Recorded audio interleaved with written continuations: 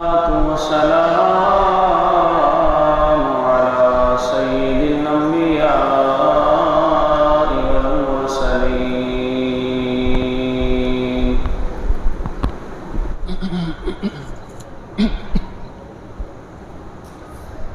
أما بعد فأعوذ بالله من الشيطان الرجيم. بسم الله الرحمن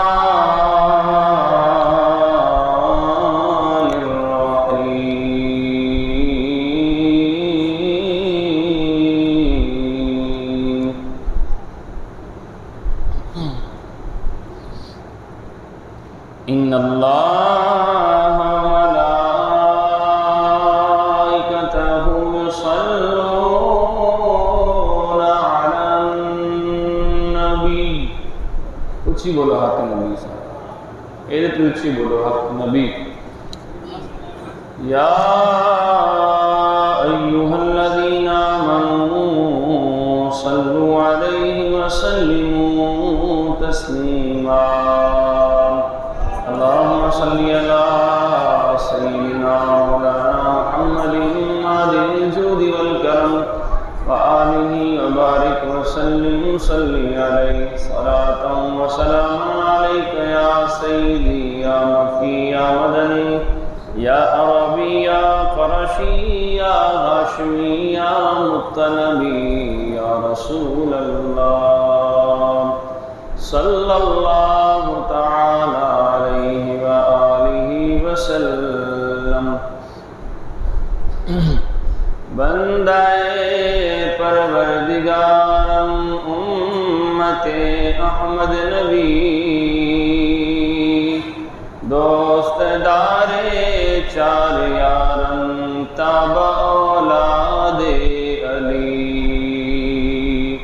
مذہب حنفیہ دارم ملت حضرت خلیل، خاک پائے غوث اعظم زیر سایہ ہر ولی، صدیق عکس جمال محمد است، فاروق ذل جہاں جمال محمد است، عثمان ضیائے شمع جمال محمد است، حیدر بہار باغ خصال محمد است. صلی اللہ علیہ وآلہ وسلم. سب سے اعلیٰ ہو اعلیٰ ہمارا نبی، سب سے اعلیٰ ہو اعلیٰ ہمارا نبی. تمام یہاں باب مل کر پڑھیں، ذوق بن جائے گا. سب سے اعلیٰ ہو اعلیٰ ہمارا نبی، سب سے اعلیٰ ہو سب سے بالا ہو اعلیٰ ہمارا نبی، سب سے بالا ہو اعلیٰ ہمارا. اپنے مولا کا پیارا ہمارا نبی، اپنے مولا کا پیارا ہمارا نبی، اپنے مولا کا پیارا ہمارا نبی، دونوں عالم کا دولا ہمارا نبی، دونوں عالم کا دولا ہمارا. سارے بولے ذرا، ہمارا نبی دونوں عالم کا دولا، دونوں عالم کا دولا ہمارا نبی. خلق سے اولیاء، اولیاء سے رسل، خلق سے اولیاء، اولیاء خلق سے اولیاء، اولیاء سے رسول، اور رسولوں سے اعلیٰ، اور رسولوں سے اعلیٰ۔ نہیں آپ بول نہیں دیں، محبت سے ذرا آواز سے، اور رسولوں سے اعلیٰ، اور رسولوں سے اعلیٰ، اور رسولوں سے اعلیٰ ہمارا نبی، سب سے اعلیٰ والا ہمارا نبی۔ کون دیتا ہے دینے کو منہ چاہیے، کون دیتا ہے دینے کو منہ چاہیے، کون دیتا ہے دینے کو منہ چاہیے، دینے والا ہے سچا ہمارا نبی، دینے والا ہے سچا ہمارا نبی، سب سے اعلیٰ والا ہمارا نبی، سب سے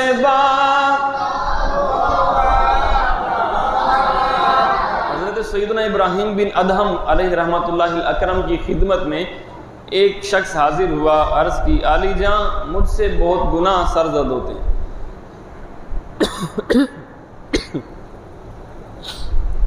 مجھ سے بہت گناہ سرزد ہوتے ہیں، آپ رحمۃ اللہ تعالی علیہ مجھے گناہوں کا علاج تجویز فرمائیں، کہ گناہوں کا مجھے کچھ علاج بتائیں، مجھ سے بڑے گناہ ہوتے ہیں۔ آپ رحمۃ اللہ تعالی علیہ نے اسے نصیحت کی، فرمایا کہ جب گناہ کرنے کا پکا ارادہ ہو جائے تو اللہ کا رزق کھانا چھوڑ دو۔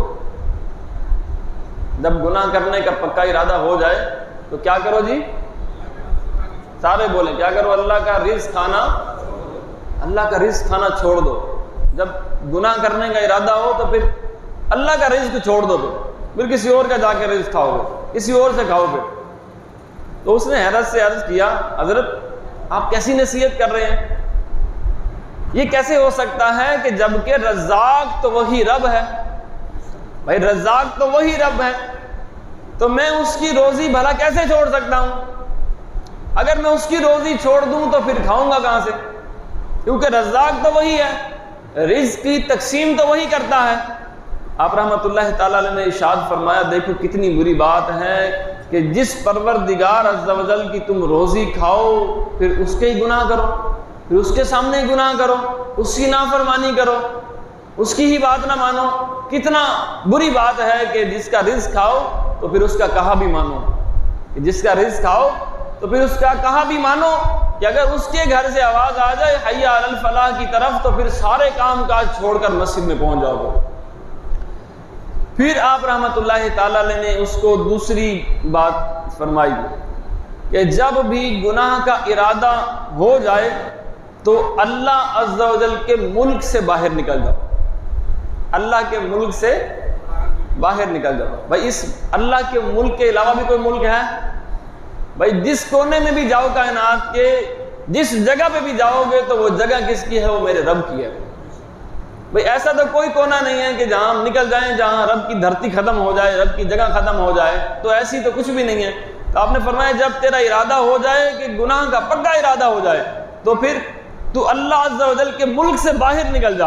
اس نے عرض کی حضور یہ بھی کیسے ہو سکتا ہے کہ تمام مشرق و مغرب، شمال جنوب، دائیں بائیں، اوپر نیچے، جدھر بھی جاتا ہوں اللہ کی زمین کو پاتا ہوں، میں جہاں جاتا ہوں اللہ کی میں زمین کو پاتا ہوں، اللہ کے ملک سے باہر نکلنے کی کوئی صورت ہی نہیں ہے۔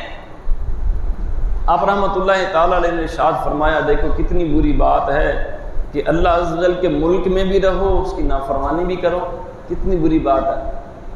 یہاں تو گھر میں اگر ابا کی نافرمانی کر دیں، ابا اپنے گھر میں نہیں رہنے دیتا، ابا جی اپنے گھر میں نہیں رہنے دیتے جی، تو پھر کتنی بری بات ہے کہ ہمارا رب ہم سے ناراض ہو جائے، ہم رب کی زمین پر رہیں اور پھر اس کی نافرمانی کریں۔ تو فرمایا کہ پھر کتنی بری بات ہے، پھر یا اس کی زمین سے نکل جاؤ، تو زمین سے نکل نہیں سکتے تو پھر گناہ کرنا چھوڑ دو۔ پھر آپ نے تیسری نصیحت ان کو ارشاد فرمائی کہ جب پختہ ارادہ ہو جائے کہ بس اب تو گناہ کر ہی ڈالنا ہے، بس میں نے اب پختہ ارادہ کر دیا، اب میں نے گناہ کر ہی دینا ہے جی بس، تو کر لو، لیکن اپنے آپ کو اتنا چھپا لو کہ اللہ آپ کو دیکھ نہ سکے۔ اصل میں اللہ والے اس طرح علاج کرتے ہیں، اللہ والے اس طرح علاج کرتے ہیں۔ وہ شعر تو ہم نے بڑا بڑا سنا ہے نا کہ نگاہ ولی نے وہ تاثیر دیکھی بدلتی ہزاروں کی تقدیر، تو وہ اس طرح تقدیریں بدلتے ہیں، ان کے سوال بڑے اوکھے ہوتے ہیں اور ان کے جواب بڑے اوکھے ہوتے ہیں۔ پھر بس وہ نظر اٹھا دیتے ہیں، کوئی عقیدت والا آ جائے بس پھر وہ نظر اٹھا دیتے ہیں، پھر سوال جواب کی ضرورت نہیں پڑتی، بس دل میں ارادہ ہو وہ نگاہ اٹھاتے ہیں، اللہ ان کی نگاہ اٹھانا قبول فرما کر انہیں معاف کر دیتا ہے۔ بس تیسری نصیحت ارشاد فرمائی جب پختہ ارادہ ہو جائے تو گناہ کر ڈالو، لیکن اتنا اپنے آپ کو چھپا لو کہ کوئی تمہیں دیکھ نہ سکے۔ اس نے حیرت سے عرض کی حضور یہ کیوں کر ممکن ہے کہ اللہ عز و جل مجھے نہ دیکھ سکے؟ وہ تو دلوں کے احوال سے بھی واقف ہے، بھائی وہ کیوں نہ مجھے دیکھ سکے، وہ تو میرے دل کے ہر احوال سے واقف ہے۔ تو آپ رحمۃ اللہ تعالیٰ نے ارشاد فرمایا دیکھو کتنی بری بات ہے کہ جب تم اللہ عز و جل کو سمیع و بصیر بھی جانتے ہو کہ وہ سنتا بھی ہے ہماری، ہم دل میں صرف نیت کریں ہمارا رب سن لیتا ہے کہ میرا بندہ کیا چاہ رہا ہے، اور میں جو بھی کروں اندھیرے کر کے بھی، اگر کمرے بند کر کے بھی، ساتوں زمین کے اندر بھی جا کر نیچے گناہ کروں، عقیدہ یہ ہے کہ میرا رب دیکھتا ہے۔ کہا پھر تم کیسے سوچتے ہو کہ وہ سمیع و بصیر بھی ہے، اس پر یقین بھی رکھتے ہو اور پھر اللہ عز و جل کو ہر لمحہ یاد بھی کرتے ہو، یہ بھی سوچتے ہو کہ اللہ ہر لمحہ میں دیکھ رہا ہے، پھر بھی گناہ کیے جا رہے ہو، مطلب پھر تم اللہ سے لڑائی لینا چاہ رہے ہو۔ یہ تو تمہیں پتا ہے کہ میرا رب دیکھ رہا ہے، میرا رب میری باتیں سن رہا ہے، کہ وہ دلوں کے احوال بھی سن لیتا ہے، تو جو ہم بولیں گے وہ تو بظاہر سن لے گا، تو پھر بھی تم گناہ کیے جا رہے ہو۔ آگے چوتھی نصیحت ارشاد فرمائی جب ملک الموت حضرت سیدنا اسرائیل علیہ السلام تمہاری روح قبض کرنے کے لیے آئیں تو ان سے کہہ دینا کہ تھوڑی سی مہلت دے دو، ان سے کہہ دینا تھوڑی سی مہلت دے دو اور میں توبہ کر لوں۔ اس شخص نے عرض کیا حضور میری کہاں اوقات، میری کون سنے، موت کا وقت تو مقرر ہے کہ جب حضرت سیدنا اسرائیل علیہ السلام آ جاتے ہیں تو پھر وقت نہیں ملتا، مہلت نہیں مل سکے گی، فوراً میری روح قبض کر لی جائے گی۔ آپ رحمۃ اللہ تعالی نے فرمایا کہ جب تم یہ جانتے ہو کہ میں بے اختیار ہوں، میں توبہ بھی نہیں کر سکتا، اتنی دیر بھی نہیں ملے گی مجھے، اور فی الحال جو تمہارے پاس وقت ہے اسی کے اندر کیوں نہیں توبہ کر لیتے تم؟ اگر جو تمہارے پاس چند سانسیں باقی ہیں اسی کے اندر کیوں نہیں تم توبہ کر لیتے؟ پھر آپ رحمۃ اللہ تعالی نے پانچویں نصیحت فرمائی کہ جب تمہاری موت واقع ہو جائے، قبر میں منکر نکیر تشریف لے آئیں تو ان کو قبر سے ہٹا دینا۔ اس نے عرض کی علی جان یہ کیا فرما رہے ہیں، میں انہیں کیسے ہٹا سکوں گا، مجھ میں اتنی طاقت کہاں؟ آپ رحمۃ اللہ تعالی ارشاد فرمایا جب تم نکیرین کو ہٹا نہیں سکتے، ان کے سوالات کے جوابات کی پھر تیاری کرنا شروع کر دو۔ بھائی جب ان کو ہٹا ہی نہیں سکتے تو پھر کیا کرو، ان کے سوالوں کے جوابوں کی آپ تیاری کرنا شروع کر دو۔ پھر چھٹی نصیحت اور آخری نصیحت ارشاد فرماتے ہیں کہ اگر قیامت کے دن تمہیں جہنم کا حکم سنایا جائے تو کہہ دینا کہ میں نہیں جاتا۔ بھائی قیامت والے دن جب جہنم کا حکم دے دیا جائے تو کہہ دینا میں نہیں جاتا۔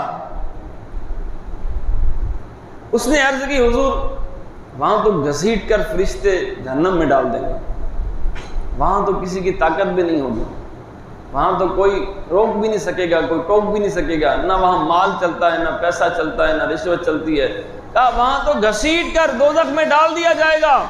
آپ رحمۃ اللہ تعالیٰ نے فرمایا کہ جب تمہارا حال یہ ہے کہ تم اللہ کی روزی کھانے سے بھی باز نہیں آ سکتے، اس کی روزی بھی نہیں چھوڑ سکتے، اس کے ملک سے بھی باہر نہیں نکل سکتے، اس سے نظر بھی نہیں بچا سکتے، منکر نکیر کو بھی نہیں ہٹا سکتے، جہنم کے عذاب کا اگر حکم ہو جائے تو تم اس سے بھی انکار نہیں کر سکتے، تو پھر کیوں اگر تمہیں جب رمضان ملتا ہے، عشرہ نجات ملتا ہے، تو اس میں کیوں نہیں اللہ سے جہنم سے آزادی کا تحفہ مانگتے تھے؟ پھر کیوں نہیں تم رب کی بارگاہ میں گڑ گڑا کر یہ کہتے کہ مولا ہمیں دنیا میں ہی جہنم سے آزادی عطا فرما دے مولا؟ جب تمہیں عشرہ مغفرت ملتا ہے تو رب کی بارگاہ میں کیوں نہیں گڑ گڑا کر کہتے کہ مولا ہمیں مغفرت کے پروانے عطا فرما دے، مولا ہمیں اس دن کی رسوائی اور ذلت سے بچا لے، آج دنیا میں ہی تو مولا ہم سے راضی ہو جا اور ہمیں جنت کے پروانے نصیب فرما دے۔ فرمایا تمہیں پتہ ہے کہ تم اس کی روزی بھی نہیں چھوڑ سکتے، اس کا ملک بھی نہیں چھوڑ سکتے، خود کو بھی نہیں بچا سکتے، منکر نکیر کو بھی نہیں ہٹا سکتے، قیامت والے دن اگر حکم ہو جائے تو پھر تم اس کو بھی نہیں ٹال سکتے، تو پھر بہتر یہ ہے کہ تم اس سے پہلے ان سارے کاموں کی تیاری کرنا شروع کر دو، ان سارے کاموں کی تیاری کرنا شروع کر دو۔ اب جب اس بندے نے، اس نوجوان نے یہ بات سنی تو اس پر بڑا اثر ہوا، وہ زاروں قطار رونے لگا۔ اسی وقت اس نے اپنے تمام گناہوں سے سچی توبہ کر لی اور مرتے دم تک اس توبہ پر ثابت قدم رہا۔